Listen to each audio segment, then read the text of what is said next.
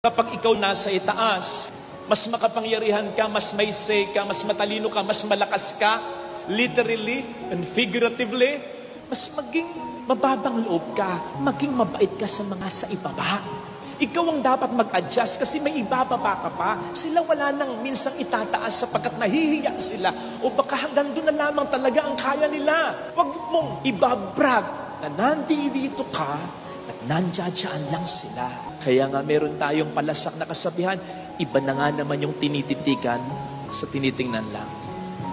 Mapalad ka kung isa ka sa mga tinititigan. Pero tandaan mo, kung isa ka sa mga tinititigan, meron kang pananagutan sa mga tinitingnan lang. Ramdam naman ng mga nasa ibaba, life is not so fair talaga. Pero wag mo nang iparamdam pa sa kanila. Nakadapa na, isusubsob mo pa, mananagot ka.